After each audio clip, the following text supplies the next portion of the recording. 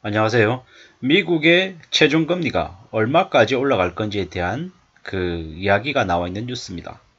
글로벌 투자은행은 5에서 5.25%까지 올라갈 걸로 전망한답니다. 근데 저는 좀 생각이 다릅니다. 미국의 최종금리는 2023년에 대략 7% 정도까지 올라가지 않을까라고 조심스레 생각해 봅니다. 왜냐? 지금 현재 4.0입니다. 4.0이고 12월 달에 4.5가 되거나 4.75가 되거나 아마 둘 중에 하나일 겁니다. 4.5라고 가정해 보자고요. 4.5. 그러면 내년 2월하고 3월에는요. 대략 한 0.5%, 0.5% 올리면 어떻게 됩니까? 내년 3월에 5.5가 되고요. 0.25%씩 올린다. 라고 해도 2023년 3월 달에 5%가 된다라는 겁니다. 그리고 3월 이후부터 무려 9달이 남아 있는데 그동안에 고작 0.25% 올리고 끝낸다고요? 그럴 수 없습니다. 미국이 10월 달에 CPI 소비자 물가지수가 7.7%를 찍었습니다. 물론 앞전 상황하고 비교했을 때는 고무적인 숫자인 게 분명합니다. 확실하게 맞죠. 하지만 7.7%가 매우 낮은 수치는 아니라는 겁니다. 그 수치를 더욱더 드라마틱하게 낮추기 위해서는 미국은 무던히 기준금리를 가파르게 올릴 거라는 겁니다. 자이언트 스텝이 아니라고 해서 빅 스텝이 낮은 게 아니라는 겁니다. 좀 더 냉정하게 현실을 봐야 될 필요가 있다라는 말씀을 좀 드리고 있습니다. 어떻게든 미국은 금리를 가파르게 올려서 물가를 잡으려고 할 겁니다. 미 연준 파월 의장은 임기가 2026년까지입니다. 2026년까지 그는 2%대 물가로 낮추는 것에 전력 질주할 예정입니다.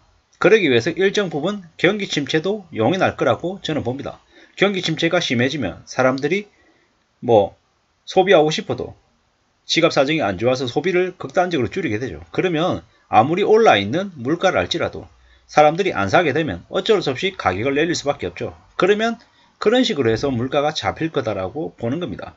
근데 물가가 금방 안 잡힌다라는 거죠.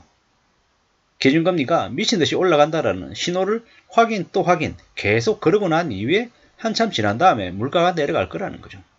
그러면 미 연준은 2023년에도 금리를 쉽사리 내리지도 않겠지만 올리는 걸 멈추지도 않을 거다라고 봅니다. 반대로 한국의 상황으로 이렇게 넘어오면요. 한국은 지금 현재 3.0입니다. 11월 24일 날 0.5% 말고 0.25% 올릴 거다라는 그런 시중에 기대감이 가득 차 있는데 그대로 예를 들어 3.25%, 0.25% 올리면 한국 어떻게 됩니까? 한국과 미국의 기준금리 격차가 심해지면서 외화 유출이 더 심해집니다. 우리가 잘 알고 있다시피 한국의 지금 외화는 상상을 초월할 정도로 매우 많이 줄어들어 있습니다. 정말로 충격적인 게 뭐냐면요. 이런 거죠.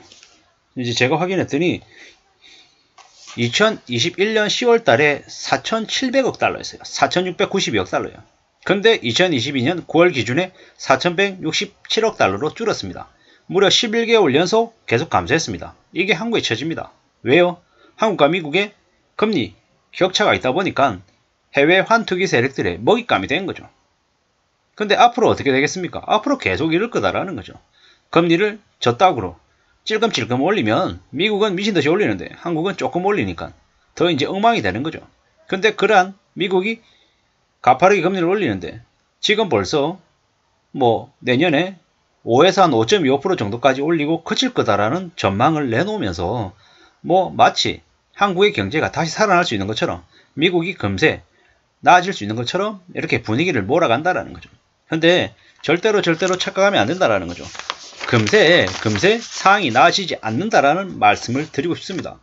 경기 침체는 미국이 통상적으로 금리를 평균 한 20개월 가량 올렸습니다. 제가 말씀드리기 편하게 2년이라고 얘기할게요. 2년 동안 금리를 올리고 그리고 난 이후 2년 동안 어김없이 경기 침체가 왔습니다. 그러니까 22년, 23년 금리 올리고 24년, 25년 경기 침체가 온다고 보면 맞다라는 겁니다. 어디가? 미국이. 그러면 미국이 그러고 나면 또 시간차를 두고 한국 같은 나라들이 또 그 경기 침체를 같이 또 겪죠. 언제요? 26, 27이라는 거죠. 22, 23은 미국이 기준금리 올리고 24, 25는 미국이 경기 침체 들어가고 26, 27쯤에 한국이나 다른 나라들이 그 침체의 여파를 받는다라고 저는 이제 보는 거라는 거죠.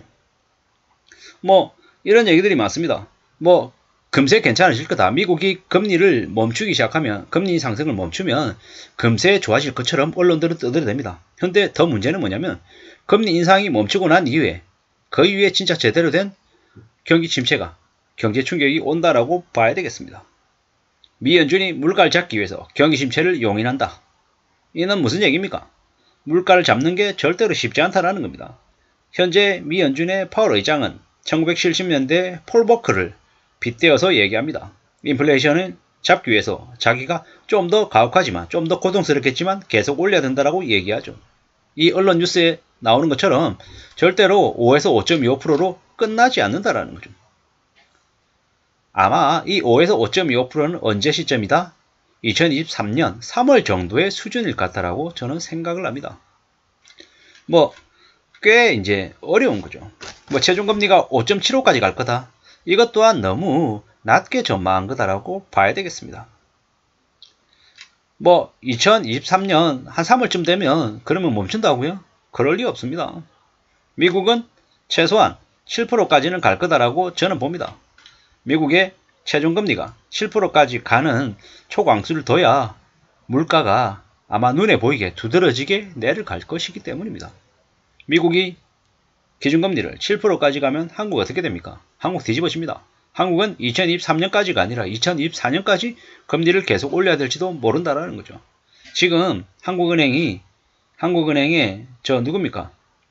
갑자기 이름이 생각이 안 나는데 저 총재가, 이창용 총재가 저렇게 금리를 더디게 올리면서 한국의 외화보유고가 지금 박살이 나고 있습니다. 원화 가치가 떨어지고 있는데다가 외환보유고가 더 눈녹듯이 녹아지고 있다는 거죠. 최근에 외환보유고가 줄어든 감소폭으로 치면 제일 높은 데가 영국이죠. 영국의 파운드화가 저 영국 트러스 총리입니까? 그 사람이 들어오자마자 감세하겠다라고 떠들어댄 탓에 영국이 그 환투기 세력의 그 공익 대상이 돼가지고 외환보유고가 박살이 났죠. 근데 그만큼은 아니지만 한국 또한 지금 현재 외환보유고가 줄어드는 속도가 결코 적지 않다라는 거죠. 이게 지금 현재 한국에 처해 있는 현실이고, 제가 봤을 때는 한국은 앞으로 최소 4년 이상은 4, 5년간은 경제적인 어려움을 겪을 수밖에 없다 라고 이제 보는 거죠. 1997년 IMF가 터졌을 때는 97년 11월에 터지고 난 이후에 98년 그러고 99년쯤 이제 다시 살아났죠. 사실상 V자 반등을 했단 말이죠. 근데 이번에는 V자 반등 어렵습니다.